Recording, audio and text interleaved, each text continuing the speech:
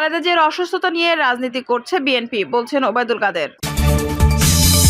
এদিকে চুক্তি আওয়ামী লীগের রাষ্ট্র ক্ষমতার মেয়াদ বৃদ্ধির নজরদানা মাত্র, বলছেন মির্জা ফখরুল। জানাবো বিএনপির আন্দোলন তেজ নেই, কর্মীদের আগ্রহ নেই নেতাদের। এবং সর্বশেষ জানাবো কেন নিজেকে গুটিয়ে নিচ্ছেন মির্জা আজম। দর্শক শুনছিলেন সংবাদ শিরোনাম, এখন বিস্তারিত। খালেদা জিয়ার অসুস্থতা নিয়ে রাজনীতি করছে বিএনপি, বলছেন ওবায়দুল কাদের। আওয়ামী লীগের সাধারণ সম্পাদক এবং সড়ক পরিবহন সেতুমন্ত্রী ওবায়দুল কাদের বলেছেন, দলের চেয়ারপারসন খালেদা জিয়ার শারীরিক অসুস্থতা নিয়ে বিএনপি রাজনীতি করছে। তার শারীরিক অবস্থা সম্পর্কে মিথ্যা তথ্য দিয়ে জনগণকে বিভ্রান্ত করছে। তিনি বলেন, খালেদা জিয়া একজন দলপ্রাপ্ত আসামি। খালেদা জিয়া একজন দণ্ডপ্রাপ্ত আসামি। এরপর মানবিক কারণে প্রধানমন্ত্রী শেখ হাসিনা নির্বাহী ক্ষমতা ব্যবহার ও তার সাজা স্থগিত করে খালেদা জিয়াকে নিজ বাসায় থেকে দেশের সর্বাধুনিক বেসরকারি হাসপাতালে উন্নত চিকিৎসা গ্রহণের সুযোগ করে দিয়েছেন। সেখানে দেশি বিদেশি বিশেষজ্ঞ চিকিৎসকদের তত্ত্বাবধানে তার উন্নত চিকিৎসার ব্যবস্থা করা হয়েছে। ফৌজদারি অপরাধে দণ্ডপ্রাপ্ত কোনো ব্যক্তির মুক্তিভাবে এভাবে চিকিৎসা সেবা গ্রহণের কোনো নজির নেই।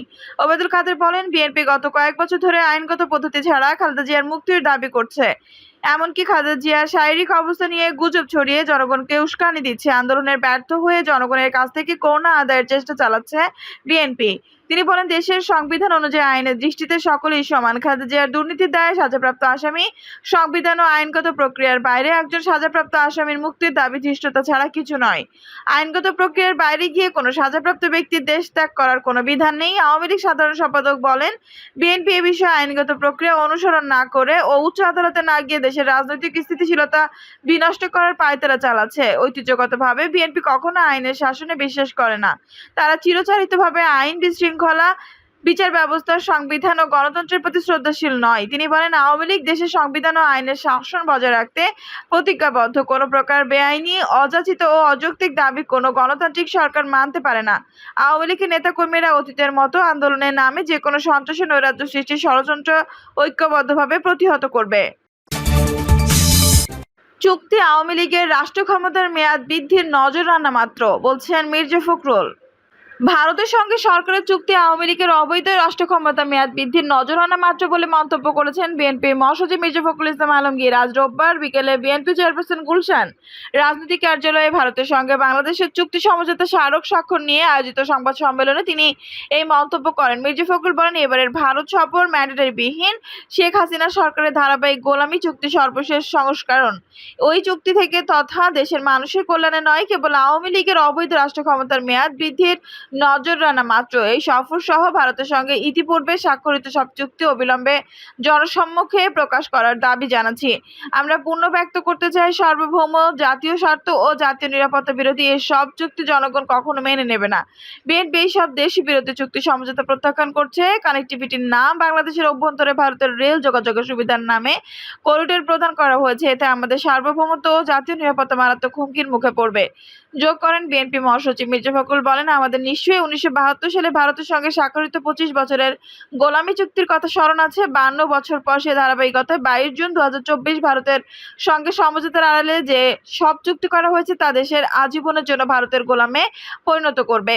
এর ফলে দেশের জাতীয় নিরাপত্তা বিপন্ন হওয়ার আশঙ্কা দেখা দিয়েছে। এসব চুক্তি স্মারকের মাধ্যমে আমাদের দেশের প্রতিরক্ষা ও জাতীয় নিরাপত্তা বিষয়টিকে ভারতের জাতীয় প্রতিরক্ষা ও নিরাপত্তার অংশে পরিণত করা হয়েছে। এটি শান্তিপূর্ণ সহাবস্থান ও জোট নিরপেক্ষ নীতির পরিপন্থী। বস্তুত এই সকল সমঝোতা চুক্তির মাধ্যমে শেখ হাসিনা বাংলাদেশকে আঞ্চলিক ভূ রাজনীতিতে নিরাপত্তা কৌশলগত বাফার স্টেট হিসেবে ভারতকে ব্যবহার সুযোগ করে দিতে চায়। এর ফলে বাংলাদেশ নিশ্চিতভাবে আঞ্চলিক ভূ রাজনৈতিক প্রতিদ্বন্দ্বিতার জটিলতার মধ্য দিয়ে জড়িয়ে পড়বে। বিএনপি মহাসচিব বলেন, যে 7টি সমঝোতা স্মারক নতুন করে সই করা হয়েছে সেগুলো প্রায় সবগুলোই বাংলাদেশের উত্তরাঞ্চল কেন্দ্রিক।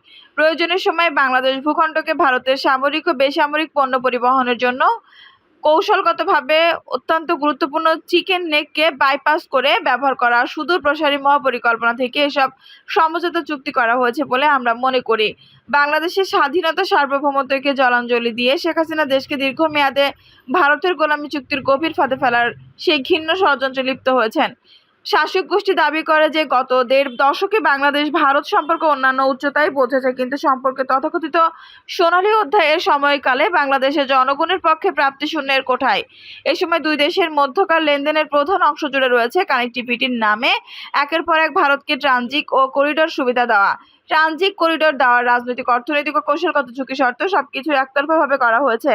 এর মাধ্যমে বাংলাদেশের স্বার্থকে কোনো গুরুত্বই দেওয়া হয়নি, যোগ করেন বিএনপি মহাসচিব মির্জা ফখরুল ইসলাম আলমগীর। বলেন, ভারতের রেমিট্যান্স আহরণের প্রধান উৎসের তালিকায় বাংলাদেশের অবস্থান 4 নম্বরে। সম্প্রতি অর্থমন্ত্রী সংসদে জানিয়েছেন, গত 10 মাসে ভারতেরা নিয়ে গেছে $50.60 বিলিয়ন।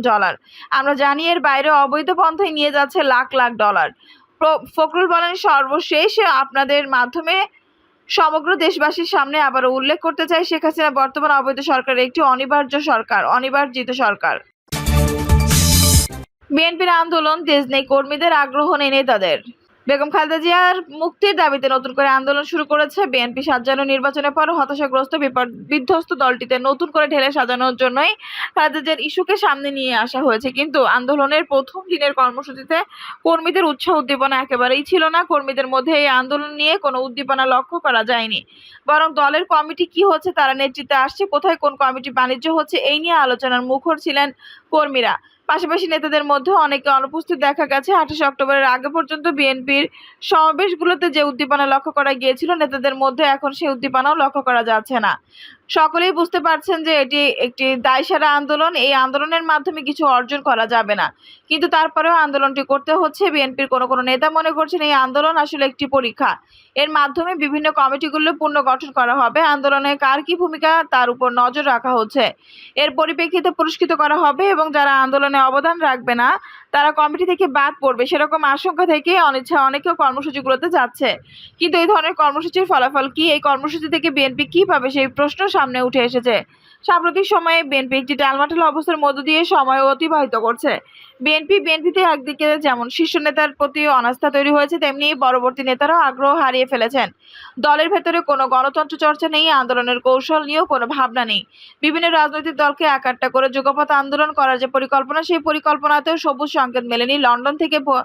ফলে নেতারা এখন হতাশ। বিএনপির একজন স্থায়ী কমিটির সদস্য বলেছেন, আমাদের সামনে অনেক আন্দোলনের ইস্যু রয়েছে। নজিরবিহীন দুর্নীতি, বেনজির আজিজ মতি কেলেঙ্কারি নিয়ে সরকারকে চাপে ফেলা যেত, কিন্তু সেই সব বিষয় নিয়ে আন্দোলন করা যাচ্ছে না।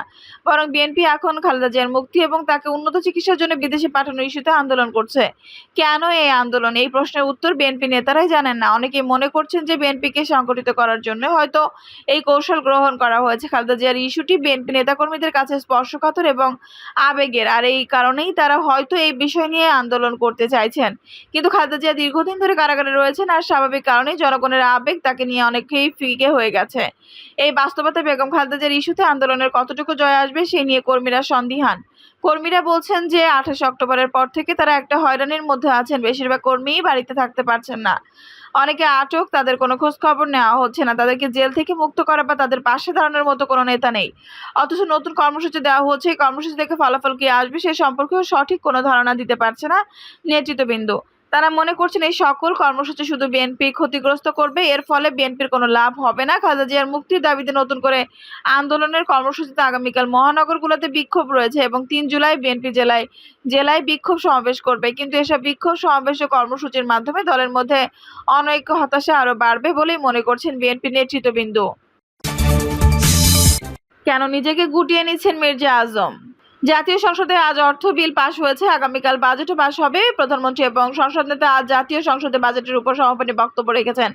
বাজেট অধিবেশন জাতীয় সংসদের সবচেয়ে গুরুত্বপূর্ণ অধিবেশনগুলোর একটি, আর এই সময় জাতীয় সংসদে অনুপস্থিত 7 বারের নির্বাচিত সংসদ সদস্য মির্জা আজম। তিনি কেবল আওয়ামী লীগের সাংগঠনিক সম্পাদক নন, জাতীয় সংসদে অন্যতম প্রবীণ সদস্য হিসেবে পরিচিত। 1991 সাল থেকে টানা তিনি জাতীয় সংসদে আওয়ামী লীগের সংসদ সদস্য হিসেবে জামালপুরের একটি আসন থেকে নির্বাচিত হয়ে আসছেন। গুরুত্বপূর্ণ অভিজ্ঞ এই পার্লামেন্টারি বাজেট অধিবেশনের সময় সংসদে নেই, বরং এই সময় তিনি সপরিবারে ছুটি কাটাতে মার্কিন যুক্তরাষ্ট্রে অবস্থান করছেন বলে জানা যাচ্ছে। এবার বাজেট অধিবেশনে শুধু নয়, এর আগে সংসদের প্রথম অধিবেশনে তাকে খুব একটা দেখা যায়নি। মাঝে মাঝে তিনি সংসদে গিয়েছেন, অধিকাংশ সময় তিনি নিষ্প্রভ।